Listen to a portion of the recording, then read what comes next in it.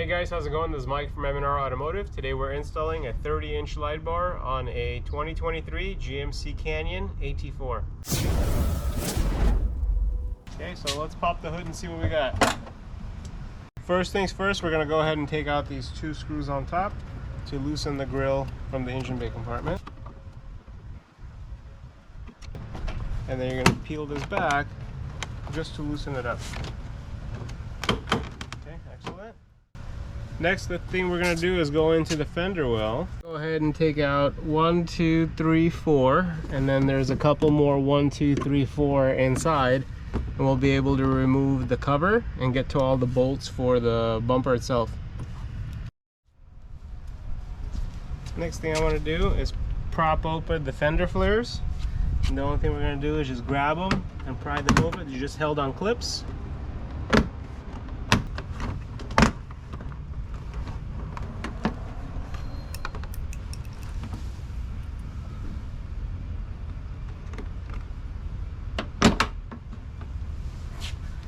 There we go. And we're going to go ahead and remove, there's one more Torx bolt here, and that's going to separate the fender from the front portion of the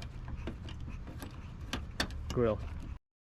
The thing we lost, this fender flare is held up on various clips, so we did lose a couple inside, so we're going to go ahead and just pry them out, because when we are reinstalling it, it'll make it easier if it's inside the actual flare inside of the, as opposed to the vehicle. So we're going to take them out,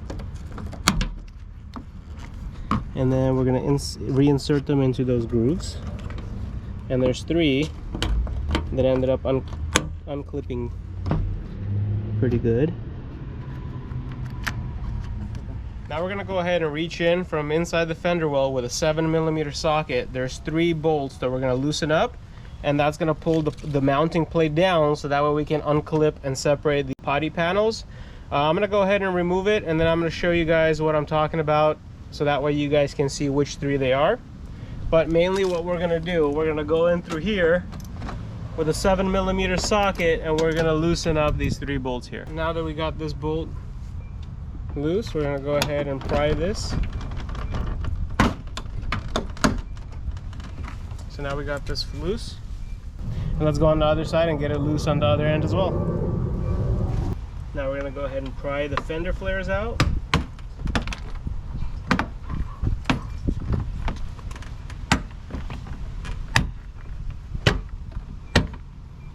And there's one more screw here that's also a Torx that we are going to remove in order to separate the 2 body panels.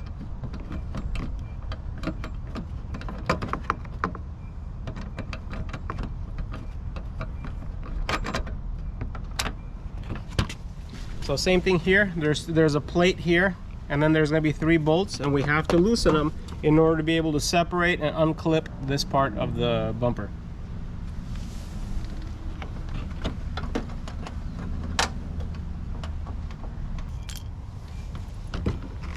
And now we're going to lift and separate these 2 trims.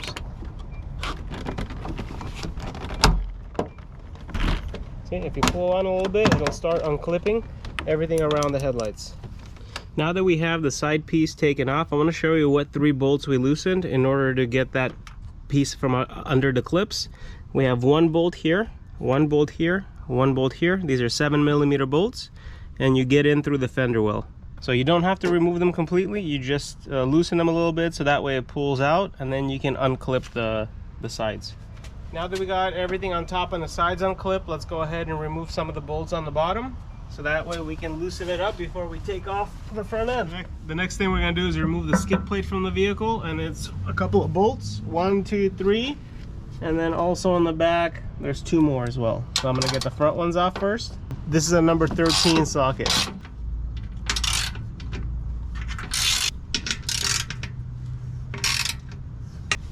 Now we're going to get the 2 back bolts on the skid plate.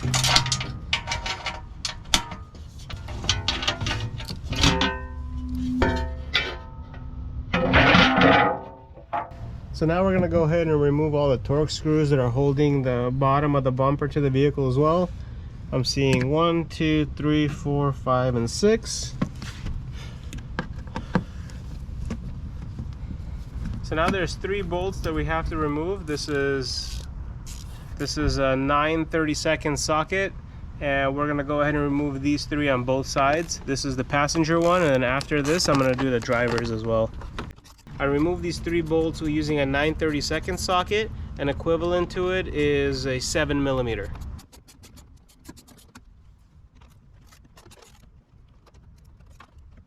Now we're going to do the same 3 bolts on the driver's side, and we're going to see what else is holding it.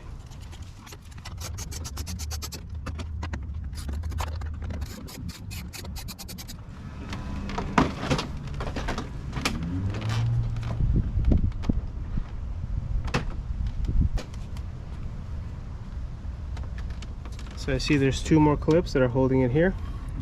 It's actually not a clip, it's a ratchet bolt, so I'm going to go ahead and remove these. And there's bolts here.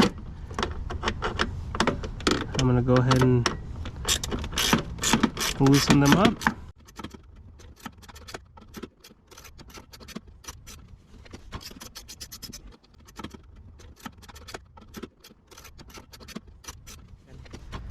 One thing we're going to want to remove is the actual fog light assembly. There's a plug here on the passenger side. We're going to go ahead and unplug it. You pull the red pin back, squeeze, and unplug. I'm going to go ahead and remove these 2 Torx bolts.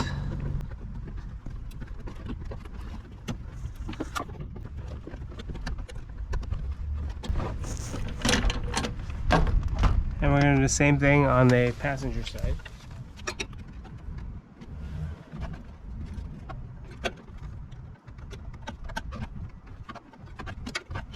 There's a clip here, and I just pried it out, and that's the only thing that was holding the grill back. Now we can go ahead and remove it completely.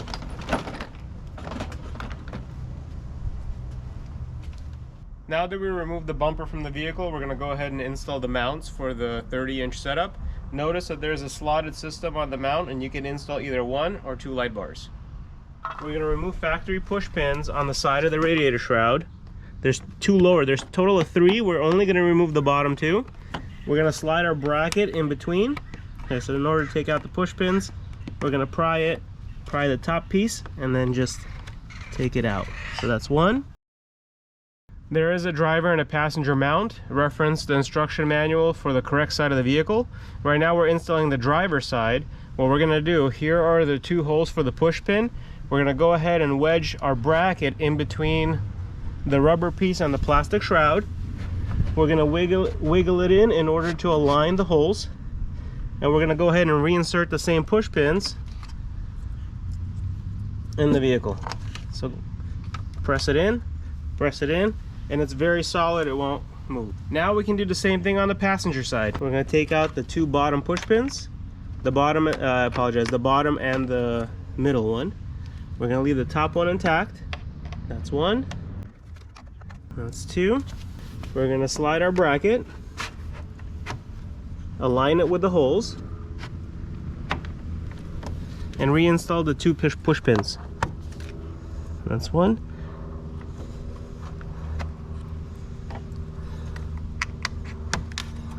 And that's 2. Now we're ready to install a light bar. Now we're going to slide the light bar in between the rails and use the supplied Allen hardware in order to mount the light bar onto the bracket. Okay, I'm going to do the same thing on the passenger side.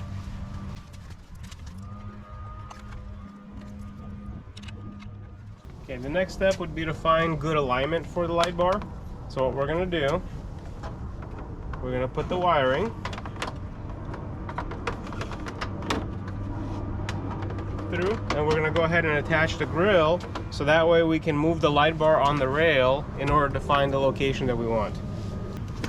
So I usually just clip on the top of the grill itself. Make sure that it pops into these grooves because it's going to be held onto these 2 clips.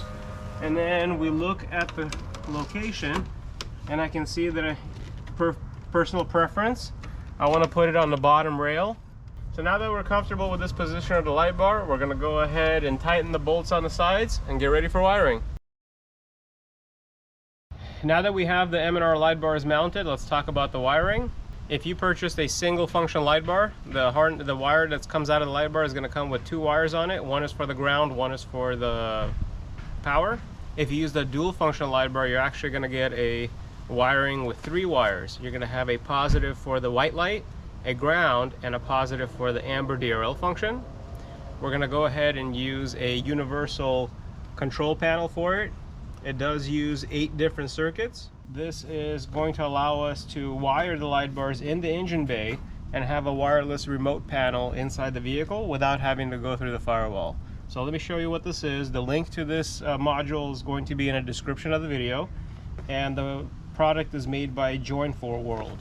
We have the main distribution box, and I'm going to open up and show you how all the circuits are. You have the actual remote with a magnet inside, so that way you can stick on the display and you'll have 8 different wireless buttons. It comes with a 80 amp fuse that gets connected to the battery, and a ground wire also to the battery terminal. And the last thing that I did, it does come with 2 L brackets.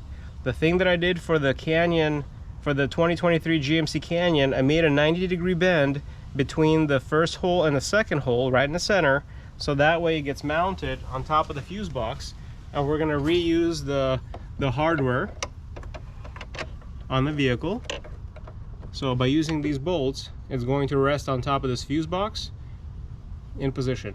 So in order to do that, you're going to have to, it comes with normal L brackets. You can make a 90-degree bend in a vise and throw some paint on it, and then after we install it, it's going to be like this.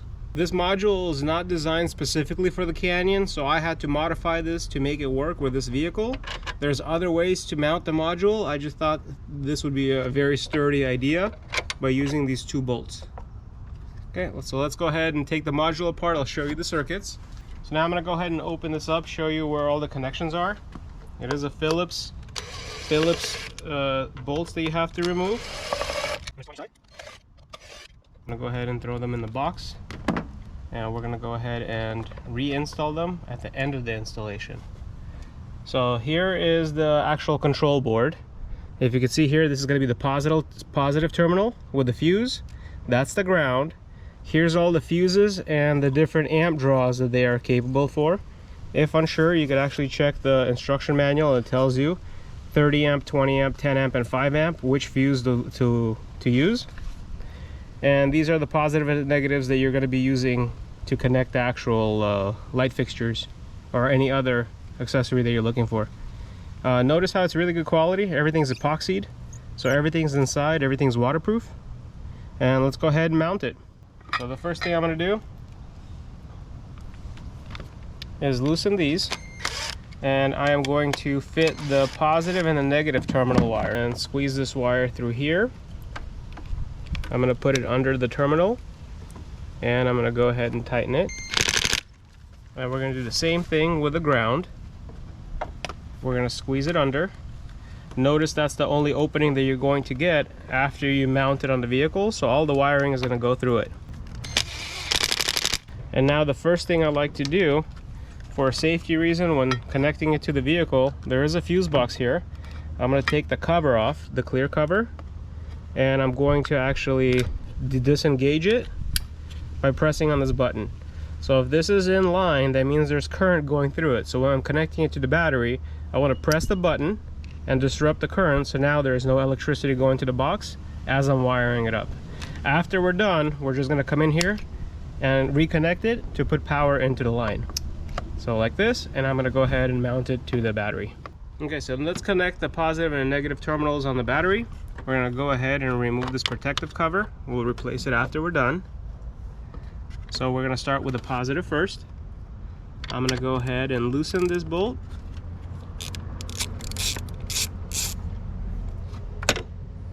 I'm going to slide the terminal for it. Notice that this is disengaged, the fuse, so there's no power running through it.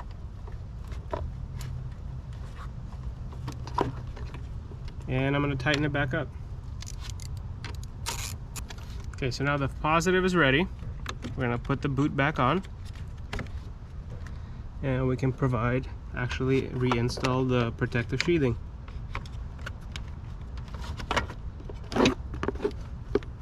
Okay, we're gonna do the same thing on the negative terminal.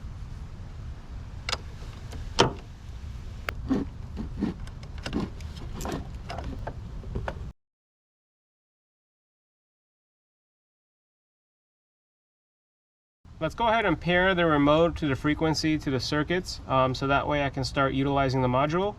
I'm going to go ahead and put power into the control module, and based on the instructions it says to press the 5th key counterclockwise, which is this one based on the diagram. I got to press it 5 times. 1, 2, 3, 4, 5. Notice that this light is blinking. That means it's paired.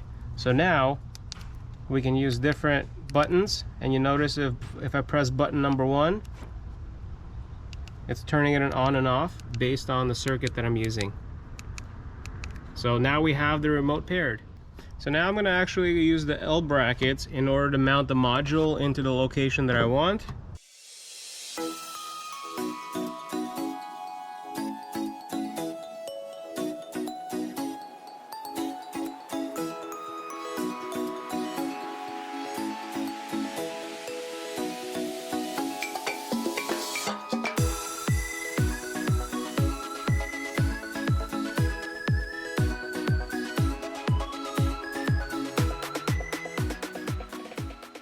Let's go ahead and connect the single function light bar to the control panel. We're going to use a 10 amp circuit, and what I'm going to do, I'm going to put a screwdriver in here and tighten it down, and the red one's going to be the positive. Okay, so now that we've gotten this tight, let's go ahead and test it. So we're going to use a switch number 6, turns on the single function light bar. Now we're going to go ahead and wire a dual function light bar. It does have 2 positives, so we're going to have to use 2 different switches. The main function of the white light bar is going to be the red wire. The second power wire is going to be the blue wire, and the black one is ground. So the way we're going to wire it, we're going to actually put the main white function on a 10 amp fuse. So I'm going to use a screwdriver and loosen up the terminal, stick the wire in, and tighten it back up. And that's going to be the power to the white portion of the light bar. So now there's a ground. I'm going to go ahead and loosen the ground terminal, insert the black wire into it, and tighten it. And then now the only thing we have to worry about is the power to the DRL function. So I'm going to use the positive on switch number 7, which is a 5 amp fuse. The DRL doesn't draw as much amperage as the main function of the light bar, so it's safe to put it on a smaller fuse such as 5 amps. Okay, so now let's see if it works properly. We're going to go ahead and press the button number 6, which is the 10 amp fuse. See, it turns on and off the light bar. And then we used a number 7 in order to turn on the DRL function. And that's the DRL capability. Thank you guys for watching, and I hope you guys enjoyed the video.